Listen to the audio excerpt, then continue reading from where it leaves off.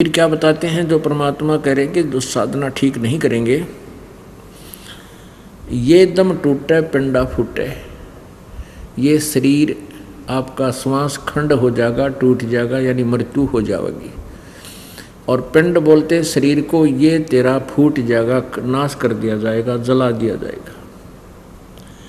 ये दम टूटे पिंडा फूटे, फिर लेखा दरगाह माही, उस सच्चे दरबार में जाकर तेरा अकाउंट होगा पुण्य और पाप का। उस दरगाह में मार पड़ेगी। जो शुभ कर्म करके नहीं जाते हैं, कहते हैं उस धर्मराज के दरबार में फिर यमराज के हवाले कर दिया जाता है। यम के दूत फिर इसको बहुत बुरी तरह पीटते हैं, बुरा हाल कर देते हैं, चाहे कोई राष्ट्रपति भी क्यों ना हो। मृत्यु के बाद उसको पता चलता है तेरी गेला बूंदी बन गई, फिर कुछ नहीं बसाती, फिर तो वहाँ जूते जूते खाने हैं।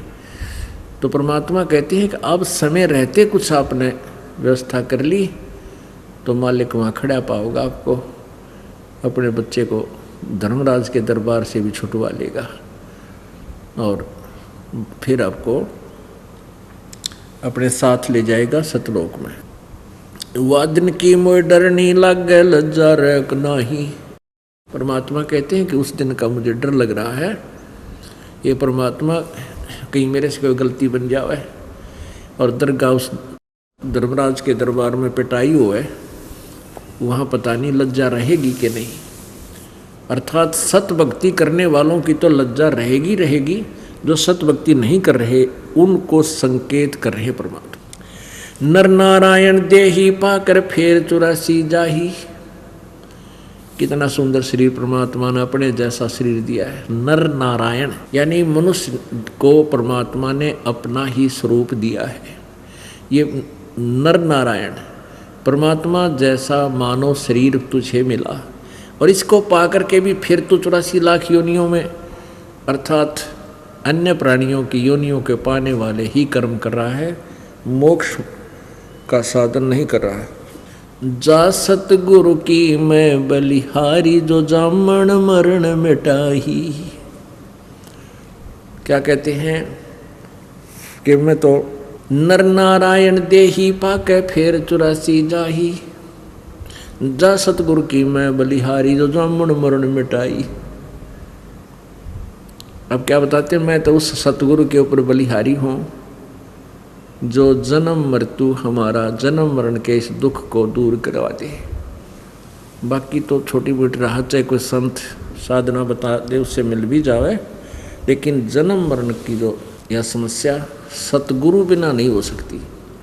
जा सतगुरु की मैं बलिहारी, जो जामन मरण मिटाई। यदि साधना नहीं करोगे एक दिन मृत्यु होगी। मृत्यु तो भक्ति करते हैं उनकी भी होगी, क्योंकि ये मृत लोक है, ये नासवान, यहाँ सभी नासवान है, कोई भी यहाँ सदा नहीं रह सकेगा, ना कोई रहा है।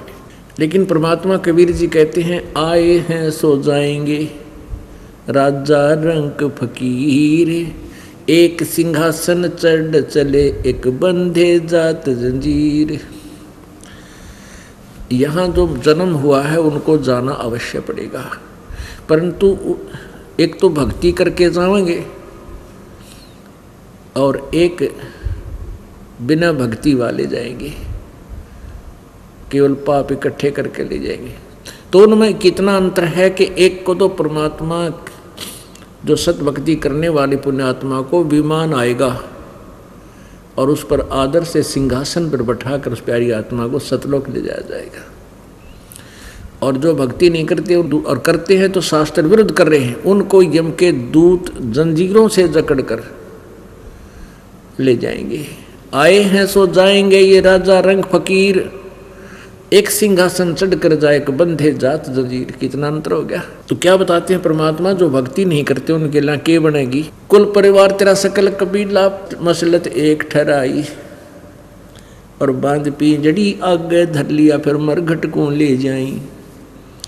जो ही तेरा ये श्वास पूरे हो जाएंगे तेरी मृत्यु हो जाएगी, उसी समय कुल के लोग इकट्ठे हो जाएंगे, आसपास के अपने कबीले के व्यक्ति, अपने मोहल्ले के व्यक्ति, और सभी की एक ही सलाह होगी एक ही राय हो जाएगी, उठाओ इसको फटाफट ले चलो और सभा करो, अंतिम संस्कार करो। कुल परिवार तेरा सकल कबीला मसलत एक ठहराई, बांध पीजड़ी आगे धर लिया फिर मरघट में ले जाही। ओहो, बांध का अर्थी और मरघट में जा दरिया। अग्नि लगा दिया जद लंबा फूक दिया उस ठाही। अग्नि लगा दिया जद लंबा और फूक दिया उस ठाही। इस शरीर का तो काम तमाम कर दिया। और क्या शुरुआत होती है? अज्ञान अंधकार के आधार पे वेद बांध फिर पंडित आए पीछे गरुड़ पढ़ाई। अब क्या बताते हैं कि जैसे फिर क्या करते हैं ये गुरु लोग, बाद में गरुड़ पुराण का पाठ करते हैं 7 दिन तक। 7 दिन करते हैं या 13 दिन, और फिर उसका भोग लगाते हैं। उस गरुड़ पुराण के अंदर क्या लिखा हुआ होता है कि एक व्यक्ति भक्ति नहीं किया करता, उसको यम के दूत पकड़ कर ले गए। अगर इस रास्ते से, जिस रास्ते से जा रहे थे, वहाँ पर पुण्यकर्मी प्राणी वहाँ भंडारों के अंदर भोजन खा रहे थे, मोहन भोजन उनको प्राप्त था। और जो भक्तिहीन प्राणी थे उनको भूख लगी, प्यास लगी। उन्होंने कहा यमदूतों से कि भाई हमने खाना खिला दो। तो वह कहने लगे भाई तुम खाना नहीं खा सकते, तुमने कोई अच्छा काम नहीं किया। ये लिखा है कि कोई ऐसे पाप करता है तो उसके अंग कट जाता है, कोई ऐसे कर्म करता उसका बेटा मर जाता है, कोई ऐसे पाप करता उसको ऐसे फल मिलता। परमेश्वर कबीर देव जी ने अपनी प्यारी आत्मा गरीबदास साहिब जी को ये ज्ञान दिया। वो बता रहे हैं कि वो गरुड़ पुराण का पाठ अब उसकी मृत्यु के बाद क्या लाभ करेगा? कोई नहीं। जब वो जीवित था उस समय उसको गरुड़ पुराण का ज्ञान समझाया जाता कि पाप ना कर, ऐसे फल मिलेगा, ऐसे कर्म करेगा तो ये फल मिलेगा बेटा, ऐसी गलती मत कर। तो अब वो तो करा का अपना सारा साजबाज साथ ले गया, पाप और पुण्य। अब बाद में गरुड़ पुराण का क्या लाभ होगा? तो यहाँ सारे उल्टे काम, सारे ही गलत कार्य हम करते थे भक्ति मार्ग के। तो उस साधना से अब गरुड़ पुराण का पाठ किस लिए किया? कि उसका कल्याण होगा। 13वीं मनाई, कल्याण होगा, उसका मोक्ष हो जाएगा। फिर उसके बाद क्या हुआ? महीने मनाए। पहले तो बहुत बड़ा झंझट था, 1 साल तक तो महीने मनाते, फिर वो 12 वर्ष बरसी करते 12 महीने के बाद, और उसके बाद फिर श्राद्ध शुरू हो जाते हैं। अब वो पितर बन गया, श्राद्ध करो। श्राद्ध भी फिर कहते हैं पिंड भरवा दो, अब इसकी भूत जुनी छूट जाएगी। परमात्मा कहते हैं पिंड भरवाने से भूत जुनी तो छूट गिर गधा बन गया। बता के मोक्ष करा दिया उसका। अब क्या बताते हैं? नर से तीतु पशुआ की जय गद्दा बैल बनाई, ये 56 भोग कहाँ मन बोरे है कि तकुरडी चरने जाई। पुण्यात्मा, इस ज्ञान से आपकी ऐं मिटेगी। ये आपका जो बालकपन है ये दूर हो जाएगा बार बार इस ज्ञान को सुनने से। जिनकी ऐं मिट जाएगी, मिट चुकी है, उनको कितना डर लगेगा इस ज्ञान से। और जो अभी बालक हैं वो सत्संग में आ भी रहे हैं, सुन भी रहे हैं, और उनको बुरा भी नहीं लग रहा क्योंकि गुरुजी ज्ञान दे रहे हैं। पर उनके हृदय में यह बात अभी उतरे नहीं। उनके मन में तो और ही टारगेट होता है, गुरुजी कल मिल लेंगे, उनसे यह प्रार्थना करेंगे, ये तकलीफ है, ये कम अभाव है इस वस्तु का, वो मांगेंगे। कोई बात नहीं, वो तो सुबह याद कर लोगे तो भी याद आ जाएगी। लेकिन अब तो ये याद करो कि हम फंसे कित बैठे हैं, हम कहाँ से आए थे? हम सतलोक से आए हैं, और वहाँ किसी चीज़ का अभाव नहीं था, ना कोई टेंशन थी, ना कोई कमी थी किसी वस्तु की, ना शरीर में कष्ट था, ना कोई रोग था, ना मृत्यु होती थी, ना बुढ़ापा आता था, युवा शरीर रहता है। और जिनकी ऐं मिट गई वो तो गदगद हो जाते हैं, सत्संग सुनते हैं और वो केवल आशीर्वाद ही प्राप्त करते हैं। उनको हर तरह से ज्ञान प्राप्त हो जाता है। जो क्रिया हम कर रहे हैं ये शास्त्र अनुकूल है। और इस शास्त्रानुकूल साधना से हमें मोक्ष तो मिलेगा ही मिलेगा, ये गारंटीड बात है, उनके हृदय में यह पक्की दस जाएगी। क्योंकि अगर ये कच्चा काम होता तो परमात्मा नहीं बताते आके। हमने ये विश्वास होना मुश्किल हो रहा है कि सचमुच हम जो साधना कर रहे हैं इससे हम सतलोक चले जाएंगे या वहाँ सदा के लिए हमारा छुटकारा भी हो जाएगा कि नहीं। हाँ, अर्जुन की ए मिट गई, उनका फाइनल हो चुका है कि इससे अलग कोई भगवान नहीं, इससे न्यारा कोई ज्ञान नहीं, और इससे अतिरिक्त कोई समाधान नहीं पृथ्वी पर। तो फिर होया ही पड़ा है, मोक्ष तो होगा ही होगा, लेकिन इसमें मर्यादा, सबसे पहले मर्यादा की आवश्यकता है। जरा सी भी मर्यादा भंग कर दी किसी दिन किसी भी कारण से तो फिर दिक्कत आ जाएगी और घनी आ जाएगी। घनी का मतलब ये है कि जो पुण्य तुमने साधना की मोक्ष हुआ नहीं तो फिर यू काल के हाथों चढ़ जाओगे कि तो स्वर्ग में देवता बना देगा, होगा पुण्य आपका ही। कहीं ब्रह्मा विष्णु महेश की पदवी प्राप्त कर लोगे और कहीं पर राजा बन जाओगे कि तुम प्रधानमंत्री बन जाओगे किसी देश का, कभी मुख्यमंत्री बन जाओगे कि तो अच्छी, फिर कुछ छोटे मोटी पोस्ट अच्छी मिल जाएगी, फिर गधा बन जाओगे। यानी अपने पुण्यों को नाश करके फिर यहीं चक्कर में पड़ जाओगे। तो परमात्मा हमें ये याद दिलाना चाहते हैं कि जो मनुष्य जीवन तुम्हें मिला है इसको सफल करो और हमारे इस गाइडलाइन को, हमारे द्वारा दिए गए इस ज्ञान को अंतिम समझो। जिनकी एम मिट गई है वो फाइनल मान चुके हैं, लेकिन उनको भी सत्संग की आवश्यकता घनी पड़ेगी। आखिरी श्वास तक आपने सत्संग की आवश्यकता पड़ेगी, और सत्संग के बिना ये प्राणी फिर वैसा ही बन जाएगा। क्योंकि यहाँ से जाने के बाद आपको 99% व्यक्ति एक ही स्वभाव के मिलते हैं जो भक्ति से विरुद्ध हैं, भक्ति से दूर हैं। यदि किसी पंथ संत से वो जुड़ा है तो भी वो भक्ति नहीं कर रहा है, वो बेचारा अपना टाइम पास कर रहा है। तो आपके लिए वर्तमान में ऐसा क्रिटिकल समय चल रहा है, यदि आप सत्संग में नहीं आओगे तो 2 महीने 3 महीने 4 महीने में आप उसे फिर हो जाओगे। कुछ समय के बाद क्या होगा कि ये ज्ञान पूरी पृथ्वी पर पहुंच जाएगा और सभी एक स्वभाव के व्यक्ति बन जाएंगे जो परमात्मा की भक्ति करें। और कोई 10-20% रहेंगे तो वो आप पर डिमोरलाइज हो जाएंगे। जैसे फसल बीज दी जाती है और वो फसल अच्छी तगड़ी होगी तो नीचे कोई थोड़ा बहुत घास भी खड़ा उग जाएगा, वो हानि नहीं करता, वो अब पर जड़ खत्म हो जाता है, नीचे रह जाता है दबाव मान करके। और अब क्या है, अब इसके विपरीत है। पुण्यात्मा थोड़ी है, कनक के पौधे कम है, घास घना है। तो जब ये पूरी खेत में फिर संवार का खेत में बो दिया जाएगा तो तगड़ी फसल हो जाने के बाद घास की पार नहीं बसाया करती। तो निकमी आत्मा अगर थोड़ी बहुत 2-4-10% रहेंगी तो उनका कोई असर हमारे पर नहीं हो सकेगा।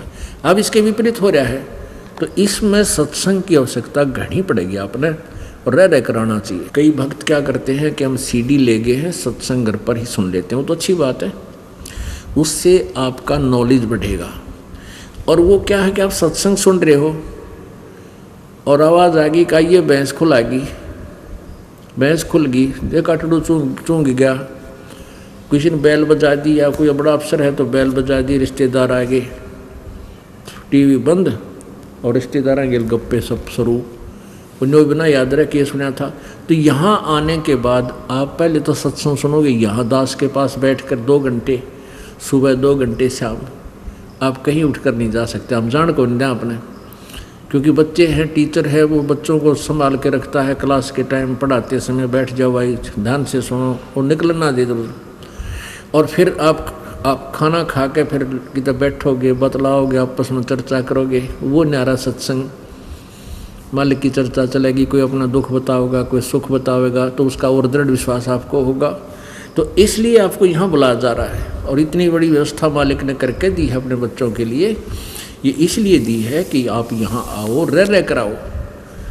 1 महीने में 1 बार तो पूरा परिवार अवश्य आ जाए, कोशिश करो आने की, इससे आपका बहुत लाभ होगा। अब क्या बताते हैं कि नर से तीतु पशुआ कीजिए, गद्दा बैल बनाई, ये 56 भोग कहाँ बोर मन बोरे कि कुरडी चरने जाई। आज आपको कितना अच्छा आहार प्राप्त है, कितना अच्छा भोजन खाते हो, भूख लगती है उसी समय आप आहार खा लेते हो, भोजन कर लेते हो, जब इच्छा होती है चाय पी लेते हो, प्यास लगी तो जल पी लेते हो। और वर्तमान में तो बहुत अच्छे और स्टैंडर्ड चल पड़ा, ये फिल्टर वाटर लाग गया। कोई बात नहीं, आपके भाग्य में है, आप किसी भी सुविधा आपको मिली हो प्राप्त कर सकते हो, क्योंकि आप मानव शरीर में हो। लेकिन ये सारी सुविधाएं परमात्मा ने किस लिए आपको दी थी कि आप अपना मोक्ष करा लो। परम संत को ढूंढ के उसके बताए अनुसार आजीवन सत्संग क्रिया करके मोक्ष प्राप्त करो। जैसे बच्चे स्कूल जाते हैं, आप जी पूरे विश्व के जितने भी मानव हैं, आपको परमात्मा पाने वाले विद्यालय में प्रवेश प्राप्त है, इसलिए आपकी ड्रेस न्यारी है। ये पोशाक मनुष्य, ये शरीर हमारा एक पोशाक है, चोला है। ये चोला यानी ये पोशाक आपको सबको एक अलग दी है। तो ये पहचान है कि स्टूडेंट है। और जो विद्यार्थी बाहर की तक खेल रहा है कि तो और घूम फिर रहा है, शिक्षा ग्रहण कर नहीं रहा है, तो विद्यार्थी अपना जीवन व्यर्थ कर रहे हैं। तो आप जब बच्चे को स्कूल भेजते हो तो उसके साथ एक तो पानी की बोतल दोगे, अगले बेटा बेटी प्यास लगे तो ये पीना, बढ़िया कपड़े। घर पर आ जाते हैं तो कहते तुम अपना नहाओ धो और अपने स्कूल का कार्य करो, कोई काम नहीं, बैठ जाओ। तो इतनी सुविधा बच्चे को दी जाती है ताकि वो अपना जीवन सफल करे। इसलिए परमात्मा ने आप जी को मनुष्य जीवन में इतनी सुविधा दी है कि आप अपना परमात्मा प्राप्ति कर सको। जैसे कोई झोपड़ी डाल ले या कोई मकान बना ले। गर्मी और सर्दी से बचने के लिए, प्राकृतिक आपदाओं से बचने के लिए, जैसे ओले गिरने लग गए, वर्षा आ गई और सारे कपड़े भीग गए, तो आप भक्ति नहीं कर सकते। वो ज़्यादा सर्दी सतावे, बैठे रहो। अब आपको परमात्मा ने बुद्धि दी है कि आप अपना गर्मी सर्दी से बचने के लिए कैसा भी, जैसा भी आपकी परमात्मा ने व्यवस्था दी है, अपना कोई झोपड़ा डालो, मकान बना लो, बढ़िया घटिया जैसा भी। उसका उद्देश्य ये है कि गर्मी सर्दी से बचाओगा आपको। फिर गर्मी सर्दी से बच करके आप भक्ति करो, परमात्मा ने याद करो।